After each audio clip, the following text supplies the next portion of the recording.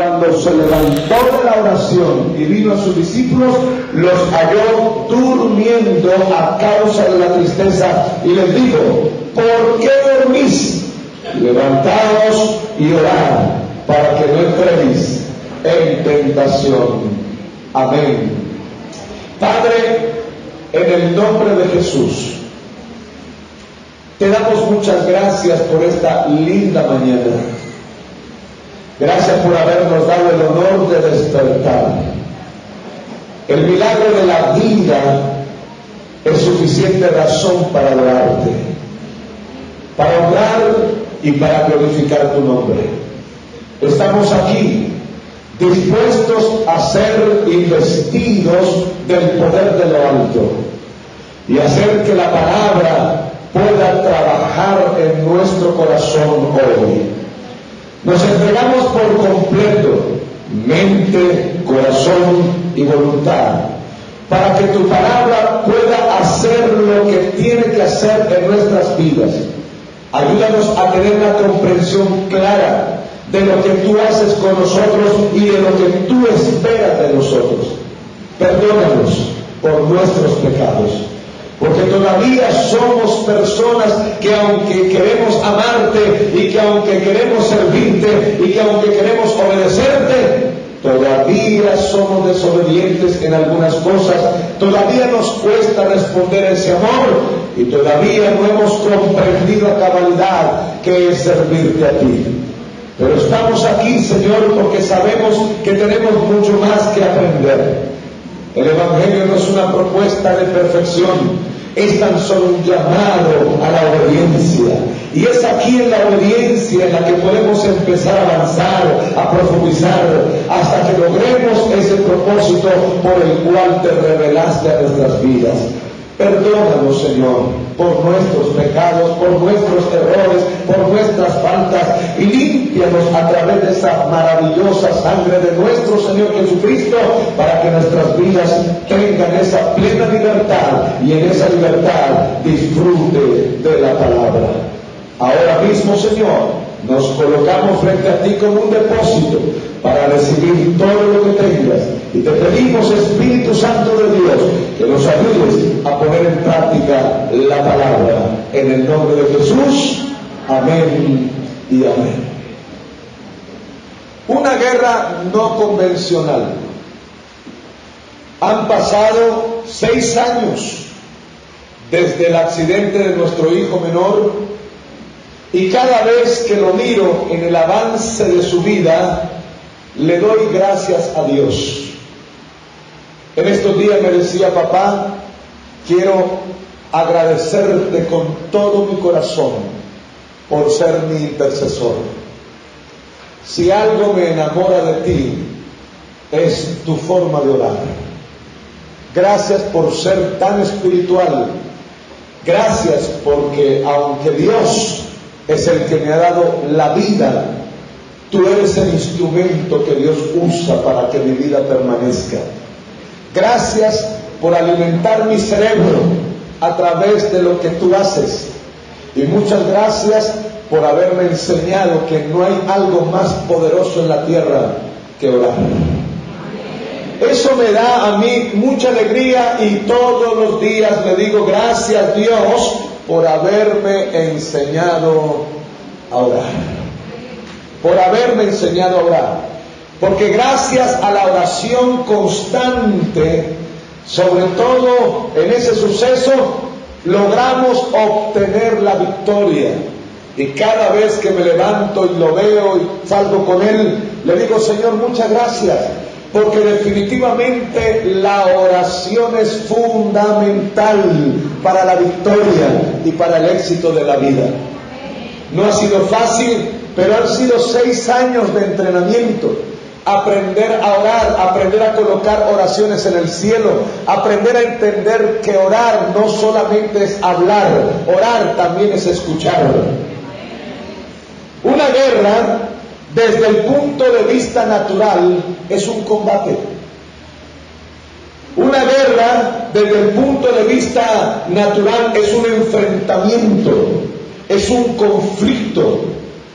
Este conflicto puede haberlo en dos personas, este conflicto puede haberlo en dos familias, este conflicto puede haberlo en dos naciones, pero este conflicto también puede estar en el interior de una persona.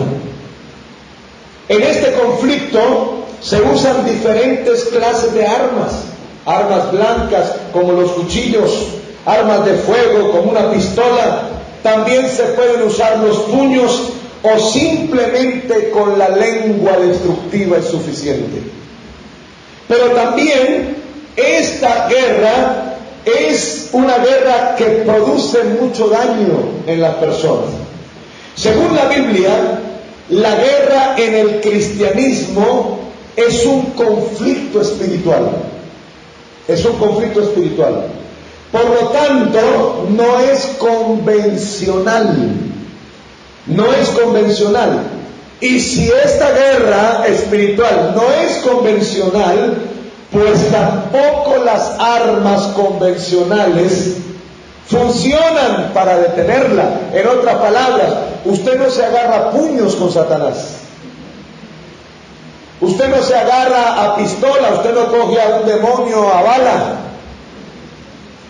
Porque esta guerra es totalmente espiritual. Pablo dejó muy en claro que las armas de nuestra milicia no son carnales, o sea, no son naturales, sino que son espirituales y poderosas en Dios. La palabra que la Biblia usa para este tema es lucha. No es la palabra guerra, es la palabra lucha. Y en Efesios capítulo 6, Pablo muestra que esta lucha que nosotros tenemos no es natural. No es carne ni sangre lo que nosotros estamos enfrentando. Esta lucha es espiritual, porque es contra una jerarquía demoníaca que está en contra de nuestra libertad, está en contra de nuestra salvación, está en contra de nuestra felicidad. El creyente sostiene constantemente esta batalla espiritual contra el diablo. Constantemente. Ahora, ¿qué usa el diablo para atacarlo a usted y a mí? Usa la mente. Él empieza a trabajar nuestra mente. ¿Qué logra hacer a través de nuestra mente? Seducir nuestra carne, seducir nuestra naturaleza humana. Pero, ¿qué herramienta tiene para seducir nuestra carne a través de pensamientos en nuestra mente? Usa el mundo. El mundo es una buena estrategia para atraparnos. Cada vez estoy más convencido definitivamente que el mundo no está diseñado para cristianos. Así de que no se alegre mucho por el mundo. Vaya a cualquier lugar con ese celo divino. Los centros comerciales no están hechos para nosotros.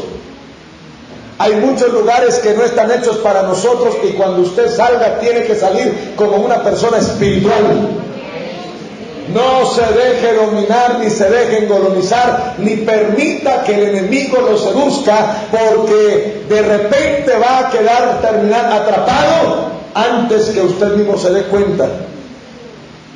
El mundo no está hecho para nosotros. Este mundo está diseñado para el hombre que no quiere de nada con Dios. Ahora, él usa el mundo, pero también puede usar las personas. Las personas las puede usar. Puede usar las circunstancias. Todo lo que él tenga a la mano lo va a usar, porque lo que él quiere hacer es generar conflicto en su interior. Él quiere lograr ese conflicto tanto en su interior y en su exterior. ¿Qué es lo que quiere provocar el enemigo en su vida? Sofocarlo, asfixiarlo. Eso es lo que él quiere. Él quiere sofocar su vida. ¿Hasta qué punto? Hasta lograr desestabilizarlo emocional y espiritualmente. Él sabe trabajar. Satanás tiene algo que me impresiona, y es que es paciente con el objetivo que tiene contra el creyente. Es muy paciente. Él no tiene problema en trabajar despacio. A veces me pregunto, ¿será flemático el diablo? Pero va despacio, pero tiene un objetivo. El objetivo es hacerlo caer. Ahora, no anda detrás de su esposa, ni de su esposo, ni de sus hijos, ni de su carro, ni de su casa. Para él esos son valores secundarios. Él solo busca una sola cosa que le quiera. Eso es lo que él busca. Él no va a buscar otra cosa. Él sabe que mientras nosotros tengamos autoridad espiritual, no puede hacer nada contra nosotros. Pero Él también sabe que si nosotros le entregamos nuestra integridad, Él ya nos tiene a su merced. Así de que tenemos que aprender a mirar nuestra vida espiritual con lupa. Usted y yo ya no somos esos nuevos creyentes que acabaron de llegar al templo. Usted y yo ya somos personas que tenemos que aprender a ir más profundo con Dios. Y que tenemos que alcanzar esa capacidad, esa madurez de poder tener un entendimiento sobre el cual nuestra vida se tiene que mover. Ahora, ¿qué es lo que quiere el diablo al final de todo? Sacarlo de la voluntad de Dios. Sacarlo de la voluntad de Dios. ¿Para qué? Para llevarlo a cometer errores y poderlo acusar. Lo que él busca es acusarlo con Dios. Lo que él busca es un derecho para poderlo llevar ante Dios y decirle que usted no es la persona indicada para ser líder. Poderlo confrontar frente a Dios y decirle, óyeme, tú que eres perfecto, tú que eres santo, tú que eres lo mejor, ¿cómo pones a este líder a dirigir la alabanza? ¿Cómo pones a este líder a hacer esto o a hacer aquello? Él pretende buscar la manera de acusarlo para robarle la libertad, porque en el momento que le roba la libertad, le secuestra su autoridad. Le secuestra su autoridad. Si estamos secuestrados en nuestra autoridad espiritual, entonces puede esclavizarnos y humillarnos. Desde luego, Satanás siempre va a usar las mentiras para lograr ese objetivo. Esa es su estrategia poderosa para no dejarnos avanzar en el reino de Dios. Y aunque estas guerras se dan en lo físico de las personas, aunque estas guerras se dan en lo físico de las familias, en lo físico de las iglesias, literalmente, estos conflictos son espirituales, tienen origen espiritual. Por tanto, si nosotros vamos a enfrentar estos conflictos, vamos a tener que entender que debemos tratarlos como tal, tratarlos espiritualmente. Así que la primera guerra en la que nosotros tenemos que enfrentar, entender una guerra convencional, sino es una guerra espiritual. Las armas con las que vamos a pelear tienen que ser espirituales y comprender que la primera guerra, el primer combate y el primer conflicto que nosotros tenemos es luchar, es la lucha que todo creyente debe liberar. ¿Y cuál es? Su interior. Antes de pelear contra lo demás, pelee contra su propio interior, contra aquello que está dentro de ti. En otras palabras, esta es la lucha, la primera lucha en la cual usted se tiene que enfocar. Esta lucha no es tanto frente a situaciones espirituales que no comprendas o personas. La mayor o la primera lucha en la que tienes que obtener la victoria es contra aquello que está en tu mente, aquello que está en sus emociones y aquello que está en su voluntad. Porque al final, si lo que el diablo quiere es que yo no haga la voluntad de Dios, él va a hacer muchas cosas, va a colocar pensamientos, va a traer emociones y va a hacer muchas cosas para que mi interior esté tan ocupado que yo pierda la voluntad de Dios. ¿Por qué? Porque él sabe que si hago la voluntad de Dios, esa es mi victoria, esa es mi libertad. Si hago la voluntad de Dios, esa es mi libertad, esa es mi victoria, esa es mi salvación. Así que usará cualquier estrategia para lograr hacernos caer, para lograr desviarnos de ese propósito, para que no la cumplamos. Ese es nuestro primer enfoque espiritual de la guerra. Es nuestro primer enfoque, lo que yo llamo la guerra de voluntades. El primer combate en el cual usted se tiene que confrontar como líder es la guerra de voluntades. Mis amados, ni el mismo Señor Jesucristo escapó de esta lucha. Ni el mismo Señor Jesucristo escapó de esta lucha. El pasaje de Lucas nos enfoca en las últimas horas de la vida de Cristo y nos deja ver de cerca esa lucha espiritual que tuvo en un lugar llamado Getsemaní.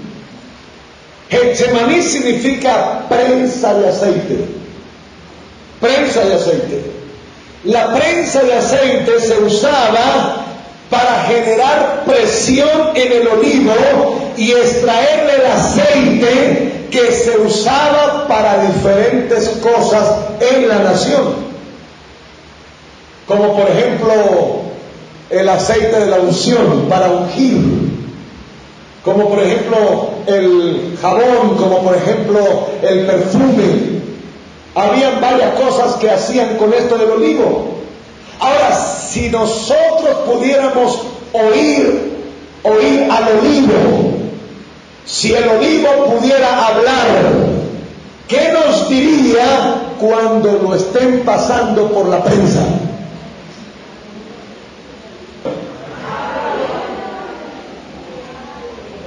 Si el olivo pudiera hablar, podría decir que lo que definitivamente le produce la prensa es dolor.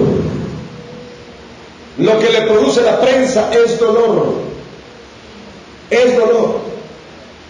Eso era lo que estaba pasando con Cristo en Getsemaní. Estaba siendo presionado. ¿Quién lo estaba presionando? Las tinieblas. Las tinieblas lo estaban presionando. ¿Cuál era la presión? No hacer la voluntad de Dios. Por eso, en medio de la presión, este olivo llamado el Señor, este olivo en medio de la presión alcanzó a decir algo: pasa de mí esta copa. Pasa de mí esta copa. Eso es una muestra de que Cristo estaba enfrentando un sufrimiento de angustia.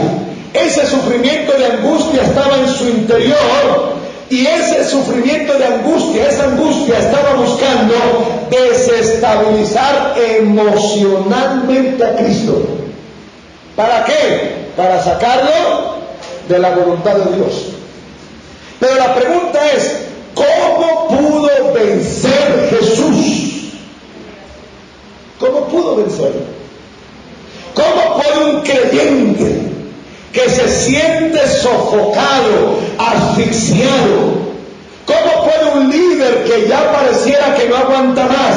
¿Cómo puede vencer el mal? ¿Cómo puede vencer un problema? ¿Cómo puede vencer una crisis? ¿Cómo puede vencer esa tentación? ¿Cómo puede vencer esa enfermedad? ¿Cómo puede pelear hasta lograr vencer y obtener la victoria? En primer lugar, versículo 39 al 42, tiene que aprender a identificar la tentación. Tiene que aprender a identificar la tentación. Observe con qué palabra el escritor identifica la crisis en la que está Cristo. ¿Con qué palabra? ¿Cuál es la palabra que generó presión en Cristo hasta hacer una solicitud al Padre? La palabra es tentación. Tentación. Cristo sabe no solo que debe morir. ¿Qué es lo que sabe? La forma en la que debe hacerlo. La forma en la que debe hacerlo. A veces me da risa con algunos hermanos que los escucho orando: Señor, cómo me encantaría que tú me revelaras todo lo que me va a pasar. Dios venga y le diga a usted lo que le va a pasar en la vida, lo mata de estupefacto. De una vez muere. No. Todo lo vamos sabiendo a su tiempo y en la medida en que usted madure. Señor, quiero que me reveles lo más profundo de ti. Si no alcanza ni siquiera a diezmar, dice el Señor, ¿yo para qué le revelo más cosas a usted? Si a usted le cuesta entender el diezmo, si a usted le cuesta entender lo primero, lo básico, no me pida cosas profundas. Las cosas profundas son para los que maduran.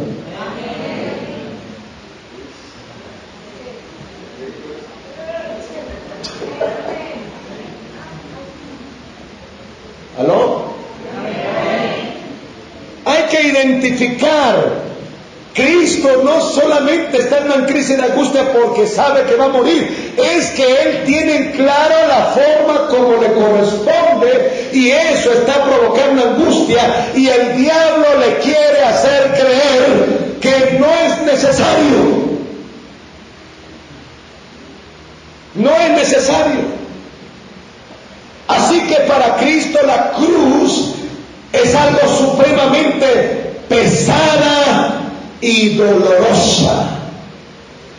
Y la tentación en su pensamiento es esta: no beber esa copa. ¿Cuál copa? ¿Cuántas copas se tomaban en la Pascua? La copa de la esclavitud, la copa de la libertad, la copa de la promesa y la copa del sufrimiento. ¿Cuál era la que pensaba Cristo no tomar? ¿Cuál es la que a usted no le gustaría beber?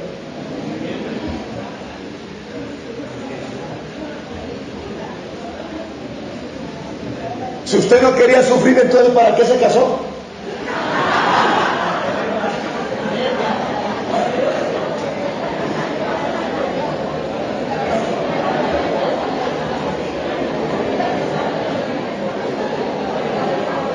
Solo la luna de miel es un paseo a Cartagena, el resto es una escuela de dolor y de sufrimiento.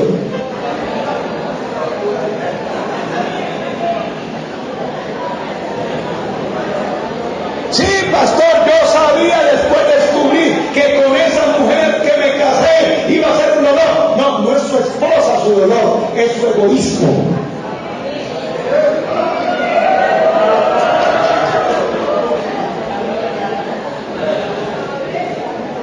Porque nos casamos con un pensamiento bilateral. Yo te respondo en la medida que tú me respondes. Eso no es pacto, eso es contrato.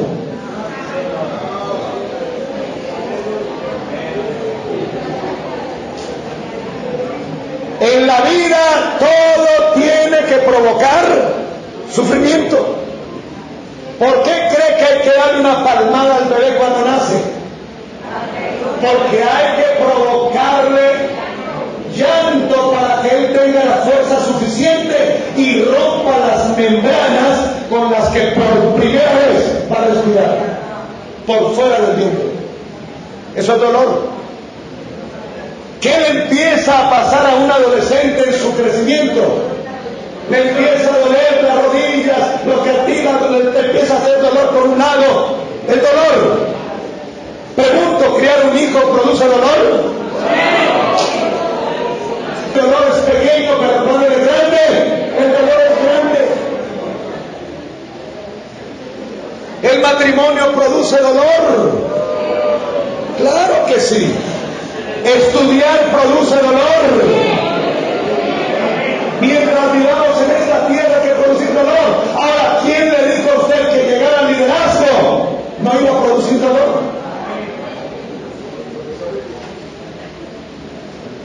El profesor de Isum también es un dolor, ¿no? Sobre todo al final de la materia. Todo es un dolor. Ese cuento de pare de sufrir no cabe aquí.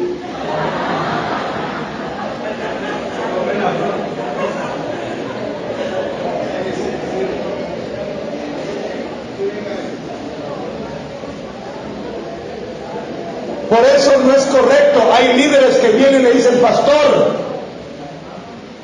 necesito retirarme del liderazgo. Y bueno, ¿por qué te vas a retirar? No es que empezaron los problemas en la casa. Ah, qué bonito. Solo quiere servir en confort. El mejor tiempo para servirle a Dios es cuando nuestro corazón llora. Es cuando nuestra vida llora. No hay mejor momento para abrir lo más puro, sino en aquellos momentos en que mi corazón está afligido. Porque se trata de comprender para qué estoy aquí, cuál es el objetivo. ¿Cuál es el objetivo? Así que lo primero que tenemos que entender es eso. Eso era lo que estaba pasando con Cristo. Dígale que está a su lado, esa copa se la tiene que tomar.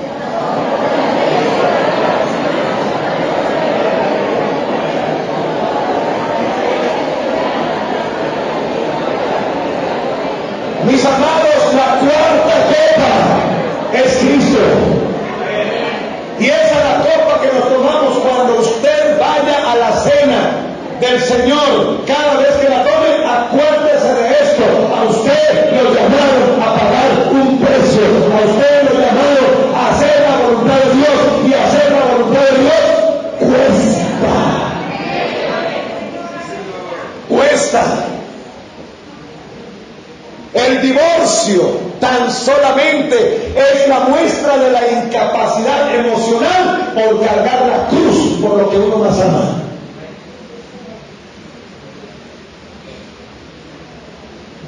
No hay otra manera de valorar el amor, no hay otra manera de diagnosticar lo profundo del amor si no es el sufrimiento. Es en el sufrimiento donde descubro el verdadero amor, la verdadera intención del por qué te amo. Es ahí. De ahí por eso que necesitamos entender hasta cuándo sufro en la vida, hasta cuándo sufro en el matrimonio, hasta que aprendo a amar. ¿Y cuándo aprenderemos a amar? Cuando aprenda a entender que usted lo da todo y no espera nada a cambio. Porque no se trata de lo que usted recibe, se trata de lo que usted da. Da gloria a Dios por eso.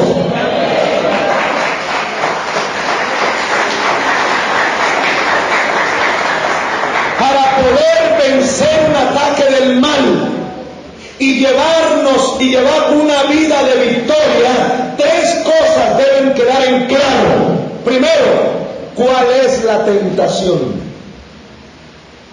¿Quién es el que me está atacando? ¿Cuál es la razón de este ataque? Porque si usted no sabe cuál es la tentación, ¿cómo puede saber qué está enfrentando? Tengo que descubrir la tentación, entender de dónde viene, qué es, cuál es el asunto. Número 2, tenemos que dejar en claro que el sufrir hace parte de la victoria que buscamos. Hace parte de esa victoria. En otras palabras, no huya de la cuarta copa, bébala con valentía.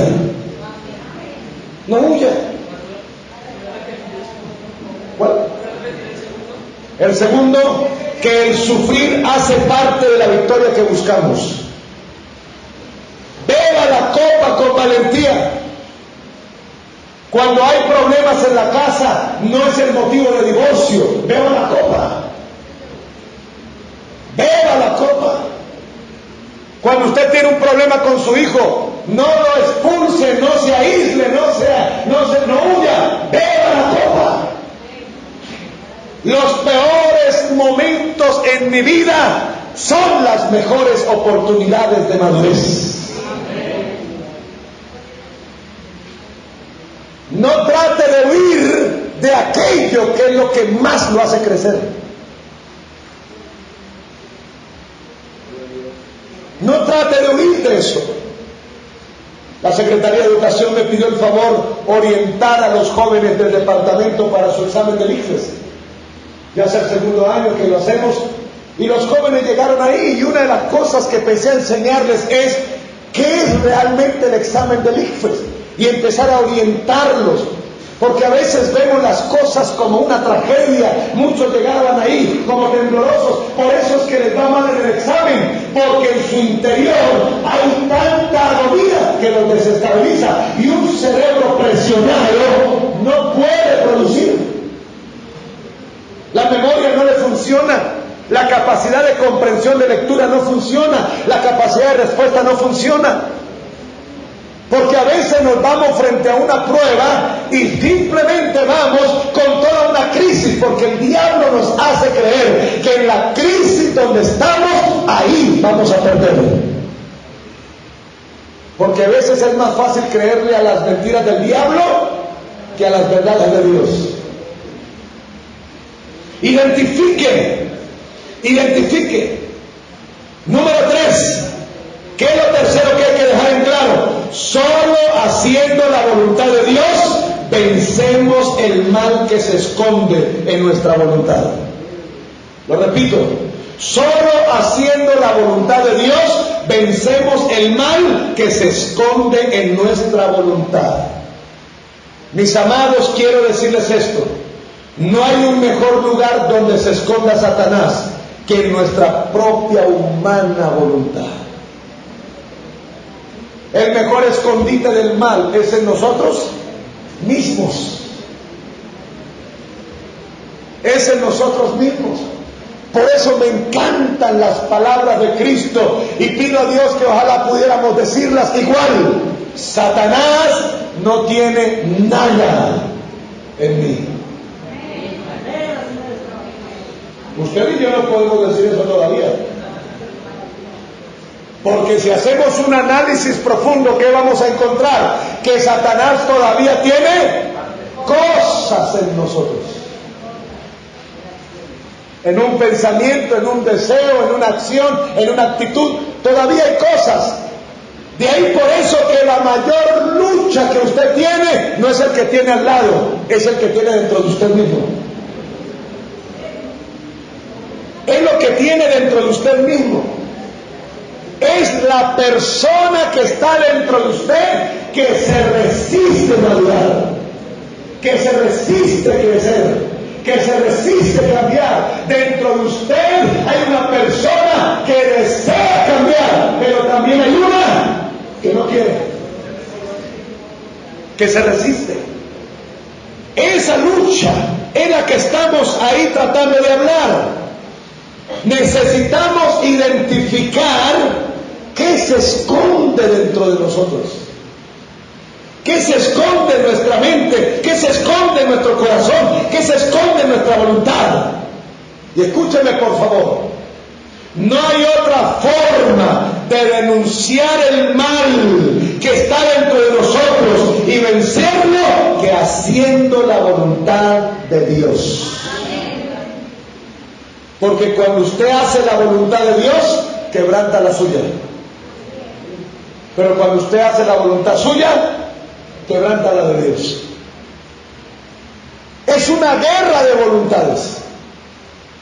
Es una guerra de voluntades y el mismo Señor Jesús la tuvo en ese momento, en ese instante. Mis amados, de humanos es equivocarse, de humildes es arrepentirse, pero de sabios es corregirse. ¿Podemos cometer errores? Sí. Pero un día tenemos que madurar. Y no sea muy lejano. Tenemos que madurar. Tenemos que crecer. Tenemos que avanzar. La gente se ríe cuando comparto un poco el tema en familia. Por la gracia de Dios, estamos creando la universidad de la familia ya, donde todos los 3 miembros de la casa estudian y se capacitan, el hombre en el lóbulo prefrontal, la mujer en la amígdala cerebral y el hijo en el gyrus, porque todo el cambio del comportamiento no es en las emociones, es en el cerebro. Tiene que ver con nuestro componente espiritual y cada miembro tiene que ser parte de él. Y les decía que cuando uno sufre en la casa, sufre por inmaduro. Es por eso.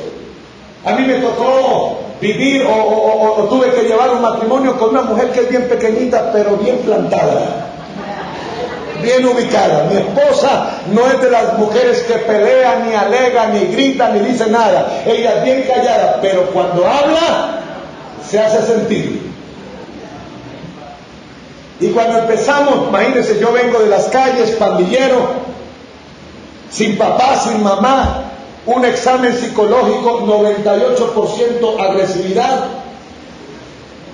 Mi esposa se casa conmigo con el miedo de que voy a ser una persona agresiva, abusiva. Y prácticamente empezamos ahí.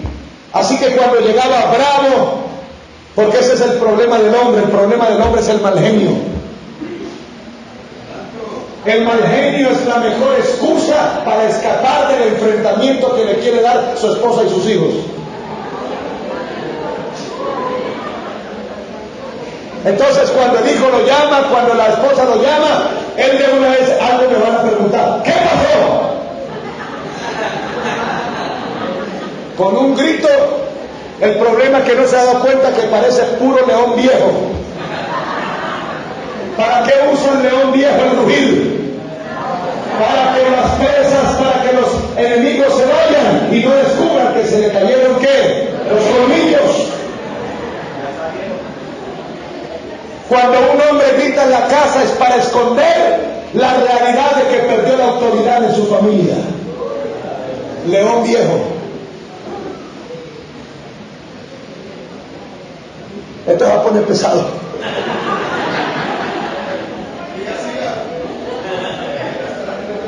Inmediatamente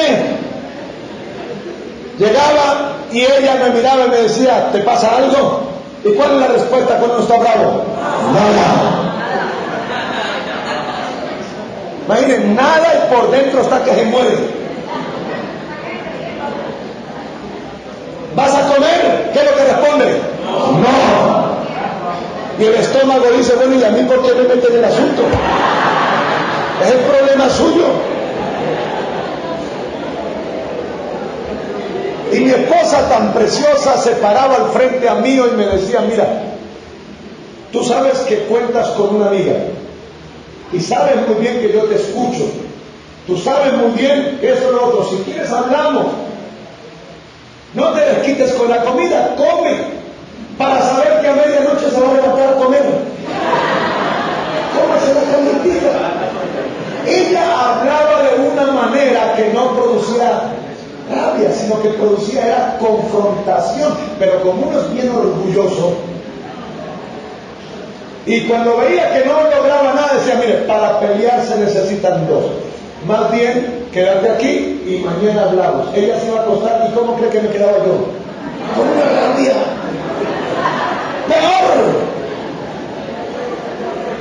Peor, porque ¿qué es lo que anda buscando? ¿Qué es lo que anda buscando uno? Pelea. Y para pelear se necesitan dos inmaduros. Así que un día entendí. Un día le pregunté porque ella todo lo toma en recocha. Y le dije, óyeme, ¿tú cuándo vas a madurar?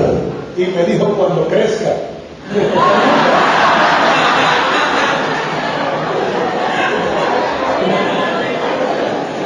Iba manejando en el carro y solté la risa.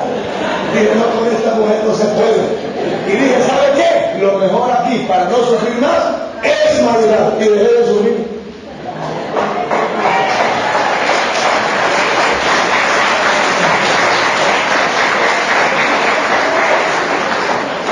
Necesitamos identificar la tentación. Yo le pregunto, ¿Cristo la identificó? Totalmente. Totalmente. Él sabe que el enemigo lo quiere. Cristo sabe que el enemigo a toda costa y sabe que le queda el último dardo, porque ninguno les ha funcionado.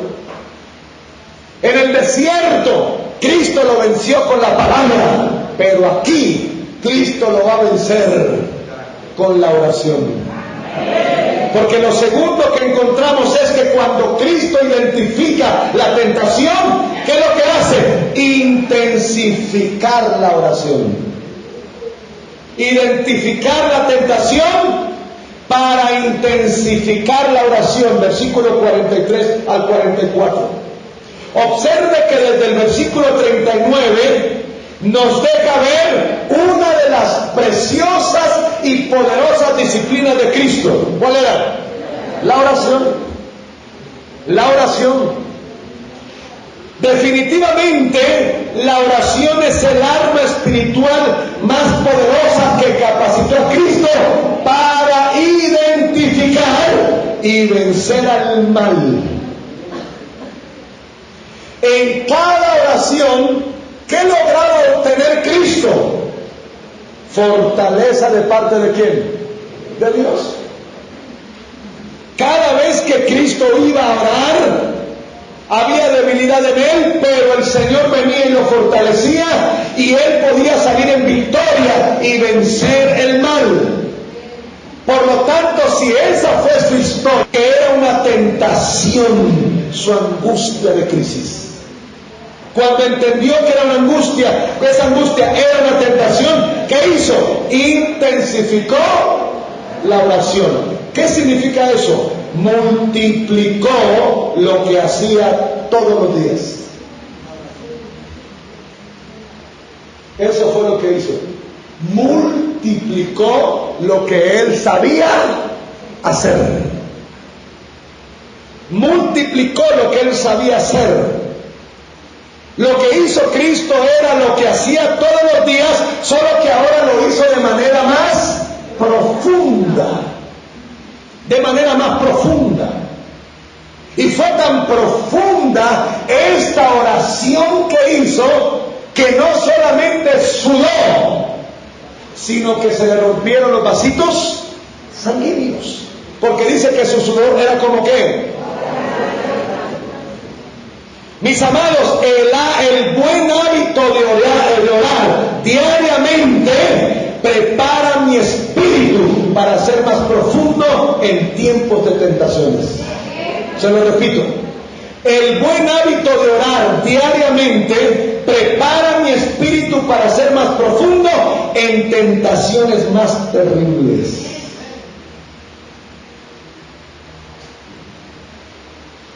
La forma de callar la voz del mal que me tienta a no hacer la voluntad de Dios y rebelarme contra Él es orando más intensamente. No estoy hablando de oraciones extensas, estoy hablando de oraciones intensas. No estoy hablando de oraciones que se controlan con el tiempo. Estoy hablando de oraciones que rompen profundidades. Estoy hablando de oraciones que en algún momento determinado me pueden provocar mucho dolor, pero que tengo la plena seguridad que me conducen a la victoria. Y eso fue lo que hizo Cristo. Cuando identificó la tentación, el Señor sabía, esta tentación solo la voy a vencer con más oración. Y por eso se arrodilló y empezó a orar de manera más que profunda. ¿Qué hizo Cristo? No solo multiplicó lo que sabía hacer. ¿Qué fue lo que hizo? Lo que hizo fue convocar la mente, convocar el corazón, convocar la voluntad, convocar el espíritu, convocar el alma, convocar el cuerpo. Y es como si Cristo le dijera a todo su ser: llegó la hora de la guerra más fuerte que tengo, y los convoco a todos a que estemos unísonos en lo que vamos a lograr. ¿Por qué a veces nuestras oraciones son tan superficiales? Porque aunque decimos con la boca palabras, la mente está lejos. A veces nuestras oraciones son muy perezosas, porque simplemente no hay una convocatoria de todo el ser. Es cierto, hay momentos relajados donde usted se arrodilla y hasta puede alcanzar a orar un rato y dormir un poco.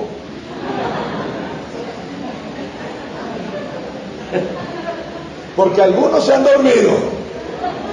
En una de nuestras escuelas, siempre empiezo la escuela de entrenamiento a las 9 de la noche.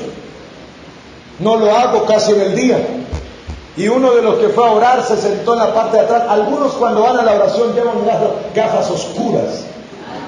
Y esas gafas oscuras tienen una doble intención. Y cuando yo lo vi allá en la parte de atrás, yo acerqué uno, ve por qué se está dormido. ¿Será que está dormido?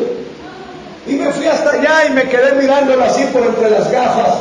Y no me veí cuánto duré ahí. Cuando abrió los ojos porque percibió algo, empezó a orar. ¿Y para qué vas a orar? Estaba dormido. Estaba dormido. Ay, pastor, perdóneme, es que yo sufro mucho para orar, por eso vine a que me enseñe a orar. Ah, y vas a aprender ahí sentado. ¿Quieres aprender a orar? Sí, señor, dame la mano. Lo cogí a las 9 de la noche y lo solté a las 6 de la mañana.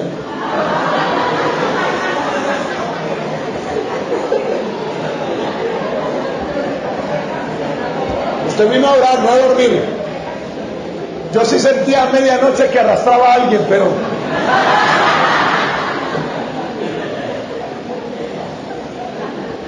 Dígale que está a su lado, aprende a orar.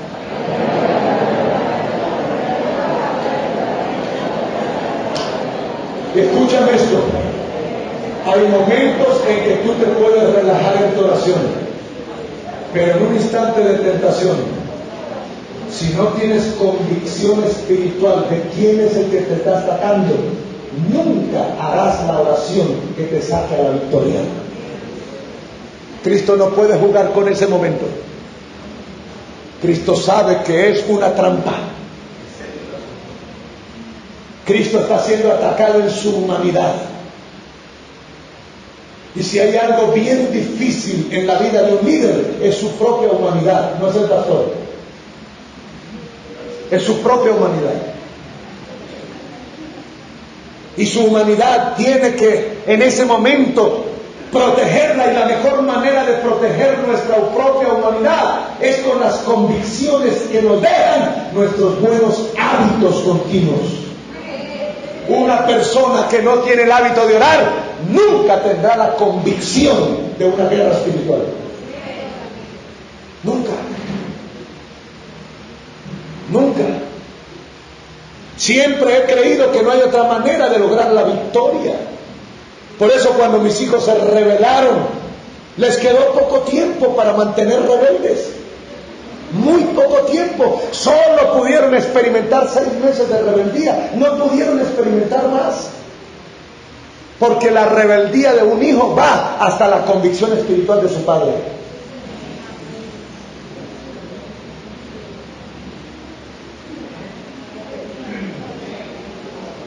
Y mi hijo me decía: ¿usted está orando por nosotros? Y le preguntaba, ¿y por qué crees que estoy orando? Porque todo nos va mal.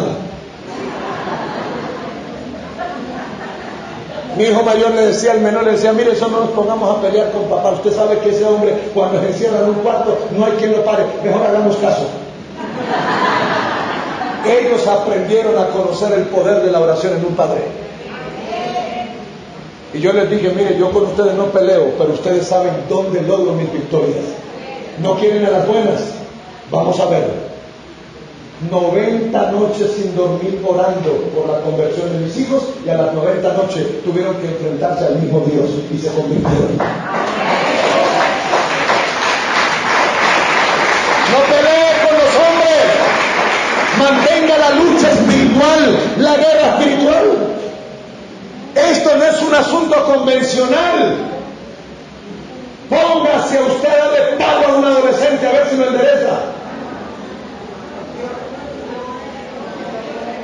Pero doble sus rodillas por un adolescente y luego dígame si Dios no tiene el poder hasta inclusive de ir a sacarlo del infierno y traérselo nuevo.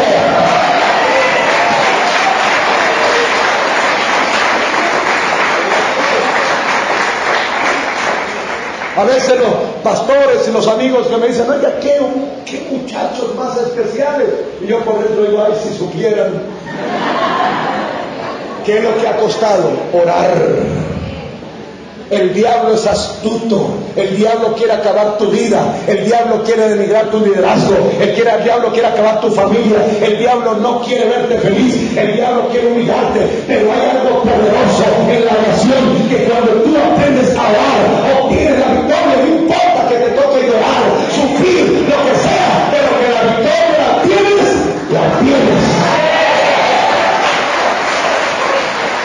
Aprende a orar. Aprende a orar todos los días para que tengas una conciencia profunda en los tiempos de crisis, en los tiempos de tentación, en los tiempos de prueba. Porque cuando te llega una prueba, como tienes el hábito de orar, vas a saber que no son momentos ni para llorar, ni para criticar, ni para murmurar, ni para pelear. Son tiempos para qué? Para doblar rodillas, tiempo para orar, para intensificar. Y si no para eso, pues uno le dice al diablo, quiero que sepas que hasta que no venga la respuesta de Jehová, no dejaré de hacerlo. Si hay un hábito que no puede cansarse en su liderazgo, es la oración. Ora, pero aprende esto. Orar no es solamente hablar. Orar es escuchar. ¿Por qué para muchos la oración es tan pobre? Porque apenas terminó de qué decirle a Dios, sale y se va. ¿Y por qué se va a ir si Dios no le ha dicho nada? Señor, gracias, tuvimos una mañana linda. Dijo, la atendió usted porque usted no me ha dejado hablar. Usted no me ha dejado hablar. ¿Qué va a decir? La vida suya, el éxito de su vida no depende de lo que usted le dice a Dios, es de lo que Dios le dice a usted. Ahí está el éxito. Aprendamos a quedarnos. Cristo intensificó la oración, la intensificó, y en esa profundidad, observe lo que pasó, en esa profundidad sudó, en esa profundidad, mire la reacción que tomó, convocó todo su ser. Si no convocas todo su ser, tu oración está encallada. ¿Qué significa? Eres como un barco que va en alta mar y de repente, sin pensarlo, terminas en un banco de arena y ahí se encalla. A veces somos así cuando no oramos profundamente, nos encallamos, nos estancamos, no somos capaces de profundizar. La idea es que profundices. Necesitamos ir a lo más profundo, a lo más profundo. Esta batalla no se trata de poder. Esta batalla no se trata de poder, sino de suficiente humildad para reconocer que Satanás es más poderoso que el hombre. Escúcheme, por favor. En ningún momento Cristo nos dio su autoridad para que nos convirtiéramos en cazadores de vampiros. No andamos por el mundo cazando brujas.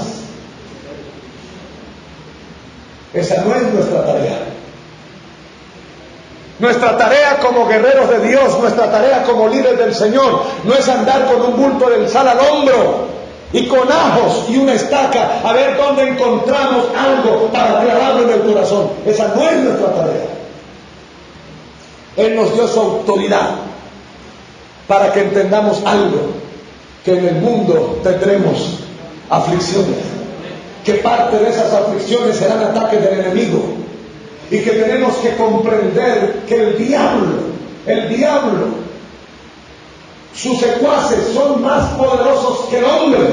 Poderosos por una sencilla razón, porque aunque el diablo puede ser más poderoso que el hombre, Cristo es más poderoso que él. Cristo es más poderoso que él. Así que la mejor batalla espiritual está en la capacidad de que tú reconozcas tu debilidad y reconozcas la superioridad de Dios. Por eso oras. Pero el que deja de orar está cayendo en el vacío del orgullo de la superioridad. Está creyendo que él sin oración, sin Dios, puede ¿qué? Vencer el mal. Equivocado. ¿Qué es la oración desde el concepto de lucha espiritual? Es la capacidad de la humildad de venir y arrodillarme y decirle: Padre mío, no puedo con esta tentación, no puedo con esta crisis, no puedo con este dolor. Señor, pasa de mí esta copa. En el fondo yo quiero hacer tu voluntad, pero no puedo. Señor, esa mujer se me metió en el corazón y en la mente y no me la puedo sacar. Señor, esta enfermedad que vino a mi cuerpo, yo quiero confesar la victoria, pero me duele. No tengas temor de reconocer una enfermedad en tu cuerpo. Hay hermanos que dicen: no me jate, yo no estoy enfermo. Reconoce la enfermedad para que puedas aceptar el milagro de Dios.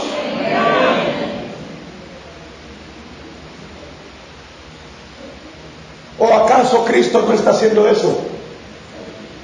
Creo que Cristo podía pararse firme y mostrarnos otra cara. Pero si el mismo Cristo, Hijo de Dios, fue capaz de reconocer que está recibiendo un ataque y su humanidad se está viendo enfrentada a una lucha entre el bien y el mal. ¿Y a quién le está pidiendo ayuda? A su Padre. Porque no es malo ser tentados. Lo que es malo es creer que yo solo puedo vencer. Eso es lo que es malo. Tenemos que reconocer nuestra humanidad. Un hombre se me acerca y me dice: pastor, quiero compartir con usted mi testimonio. Ok, ¿y de qué se trata su testimonio? Pastor, soy un hombre de oración. Y empezó a hablarme, y sacaba pecho de una cosa en la otra. Pastor, ¿qué piensa de eso? Pues que no le ha funcionado. ¿Cómo así que no me ha funcionado? Mi hermano, un hombre de oración, lo primero que empieza a experimentar es humildad. Si la oración que tú haces no te doblega, no has hecho nada. No me vengas con el cuento de que oras y todavía eres ese malgeniado que maltrata a tu esposa. No me digas que eres una persona de oración y todavía murmuras por la espalda de tu pastor. No. Los hombres y las mujeres, cuando oran profundamente, dejan ver e irradiar un cambio en sus vidas. Porque los cambios en nuestras vidas no vienen por esfuerzo humano, vienen por el poder del Espíritu. El único que nos cambia es el Espíritu. El único que nos transforma es el Espíritu. Pero tenemos que orar.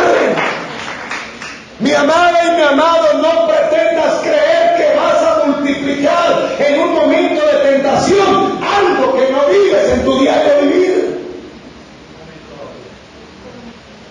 De la abundancia del corazón habla la boca, solo de lo que tienes por dentro das. Sal de esa mentira y de ese error de creer que al final se va a arrepentir. Eso no es cierto. Eso es una trampa del diablo. A menos que esa persona haya estado en la experiencia del arrepentimiento, lo hará. Pero si no sabe nada de eso, no lo va a hacer. Yo he estado en vuelos arriba con motores apagados y yo no he oído a la gente orar. La he oído orar vulgaridades, gritar y maldecir. Porque solo lo que tú vives en tu diario vivir lo multiplicas en un momento de crisis. Mi cuñado me decía, óyeme, usted pareces que no tuvieras a tu hijo muriéndote en el hospital. Y le pregunté, ¿por qué me dices eso? Porque hablas todo campante, tranquilo, sereno. Y entonces le dije, mírame muy bien, ¿qué sabes tú de mí? ¿Soy médico? Pues no. ¿Qué es lo que soy? Pues un pastor. Entonces, el que se tiene que afanar es el médico. Yo lo que tengo que hacer es no detener este ayuno, no detener esta oración hasta que todo termine. Y tú vas a aguantar. Al final me dijo, ¿cómo aguantas tanto? 33 días orando, ayunando, sin dormir, peleando. ¿Por qué? Porque eso es lo que uno hace cuando practica diario su hábito. Tú multiplicas en un día lo que vives en tu diario vivir. Y quiero terminar. Si me ayudan con el piano, gracias. No solamente hay que identificar la tentación, no solamente hay que profundizar la oración, intensificar la oración. Número 3, hay que intencionalizar la decisión. Versículo 45 al 46. Mis amados, es impresionante el cambio que experimentó Jesús después de esa oración. Intencionalizar la decisión. Es impresionante el cambio que experimentó Jesús después de esa oración. Yo le pregunto, ¿cómo llegó a Getsemaní? ¿Cómo llegó? Déjeme decirlo, no vamos a cometer ningún irrespeto contra Cristo. Llegó quebrado. Llegó quebrado. Porque en ese instante estamos viendo a Cristo que nos quiere dejar la luz de esperanza. Así como yo he vencido, ustedes también vencerán.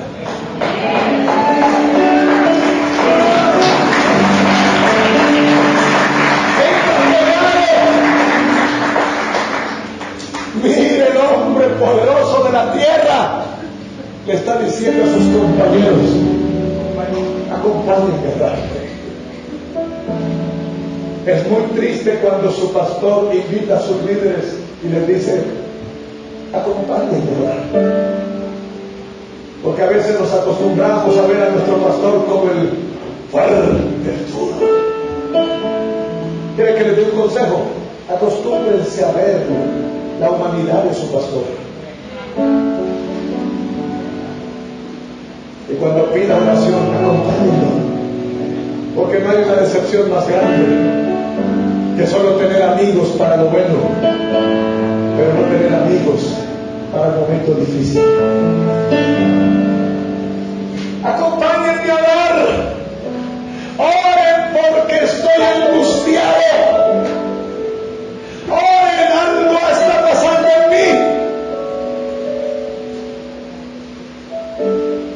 Así entró. Y Jesús iba y oraba y volvía. ¿Y cómo los encontraba? Porque si Cristo sabía orar, ¿qué sabían hacer los discípulos? Yo le pregunto, ¿qué sabrán los discípulos de cielos abiertos? Ojalá sea orar. Ojalá sea orar. Porque eso es lo que necesita este ministerio de cielos abiertos. Liderazgo que sepa qué. Orar. Que cuando vengan los momentos difíciles multipliquen esa oración.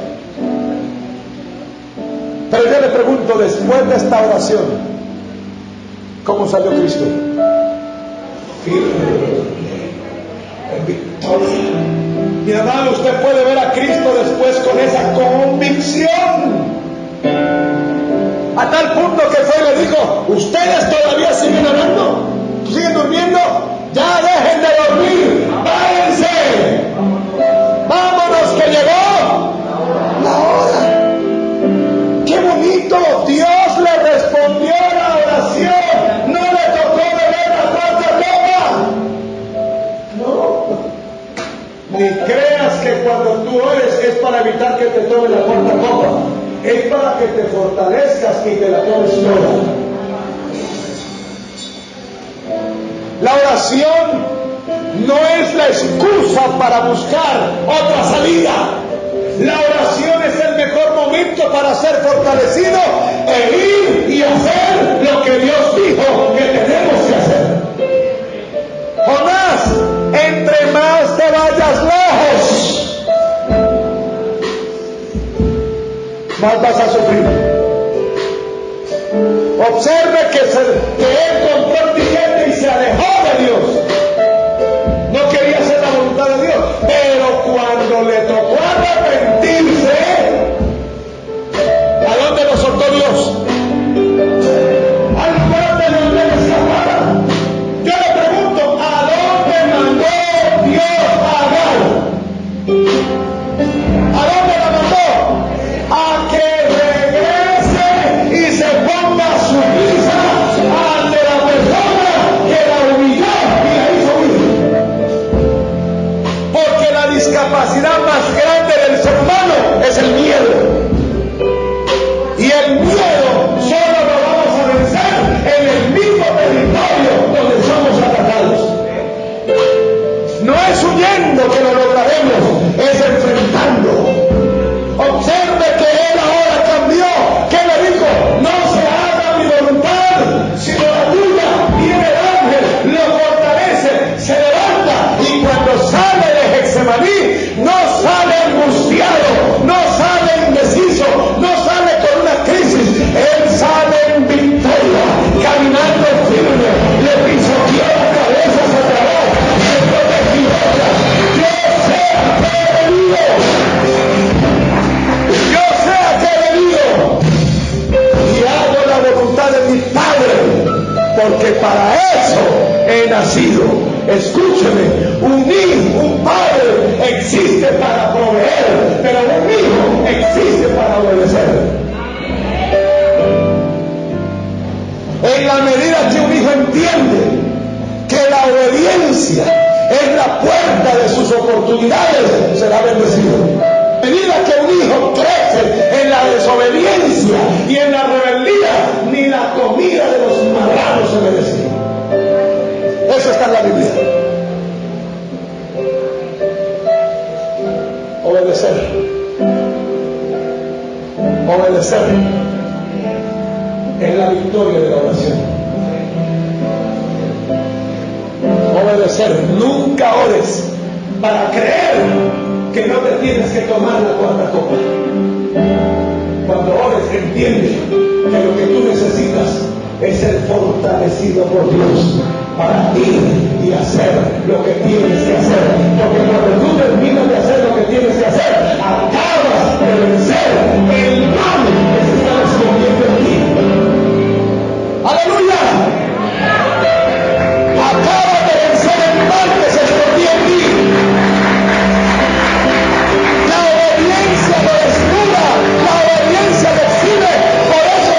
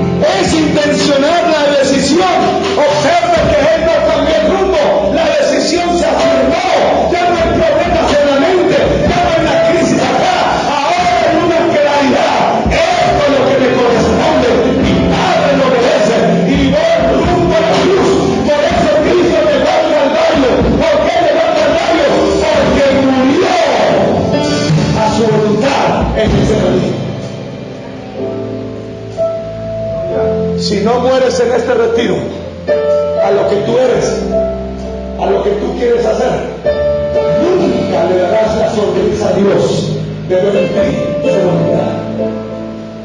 Dios no existe para nosotros, nosotros existimos para Dios. Tu familia no existe para ti, tú existes para tu familia. ¿Sabe dónde descubre un hombre su felicidad? Cuando ve la sonrisa de su casa. Ahí es donde la descubre y se da cuenta que vale la pena. Sé que un hogar produce sufrimiento, pero vale la pena cuando tú puedes ver la sonrisa de tus hijos. Cuando yo alzo mis nietas y se acercan para abrazarme, para besarme, me dicen mis hijos: papá, las niñas reconocen más su voz que la nuestra. Llegué a la casa, veí a una cuadra, pité con el carro y la niña estaba dormida. Mi esposa me dice: impresionante, hasta el carro lo conoce. Apenas llegaste empezó a gritar, tiene 4 meses. Y apenas entré e iba hablando, la niña gritaba y gritaba y se desesperó y me decía: corra que esa niña está desesperada. Y cuando me quedé mirándola, soltó la sonrisa y me estiró los brazos. Y ahí fue cuando dije: Dios, vale la pena hacer tu voluntad. Vale la pena hacer tu voluntad. Vale la pena. Una lucha espiritual enfocada en la convicción de un buen pensamiento es la voluntad de Dios al precio que sea. Al precio que sea. Y cuando tengo esa convicción, puedo estar seguro que aunque el diablo me esté tentando, Dios está conmigo como poderoso gigante. Colócate en pie. La victoria sobre toda guerra espiritual no es que evite pasar por dificultades, es que tenga la libertad espiritual para caminar firme sobre ellas sin negar a Dios. Sobre ellas. Cristo salió caminando. Su intención fue decirle al diablo: sea que he venido a libertar a los cautivos. Mis amados, cuando logras ver la voluntad de Dios y descubrir su amor, estás listo para ser libre. Creo que a partir de ese momento Cristo tiene todo el poder y autoridad para hacer el ministerio que sigue. ¿Cuál es el ministerio que tiene hoy Cristo? Ser intercesor. No intentes hacer por los demás lo que no has logrado contigo. Empieza contigo. Empieza contigo. No le regales Biblias a los inconversos. Atrévete a leer la Biblia de un converso a través de tu testimonio. Deja de leer la Biblia a través de ti. Ellos no entienden la Biblia, pero sí pueden entender su poder y entender los cambios de su vida.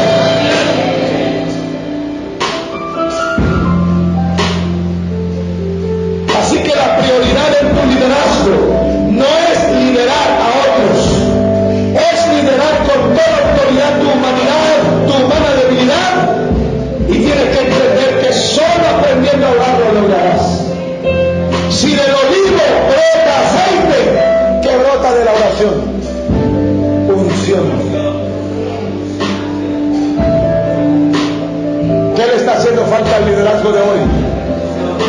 La unción que nos guarda en la tentación, que no lo deja caer. Pero así como del aceite, del olivo brota el aceite, no hay otra manera de hacer brotar la unción sino a través de la vida de oración. Una vida de oración, mis amados, una vida de oración. Por eso la oración es la mejor respuesta ante la tentación. La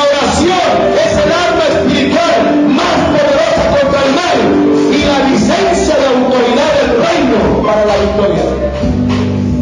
Como cuando sales en carro, para que no te moleste la policía, que tienes que llevar tus documentos. ¿Quieres tener al diablo lejos? Carga tu licencia. Una vida que te dé tanta unción, que el diablo diga: aquí no hay nada.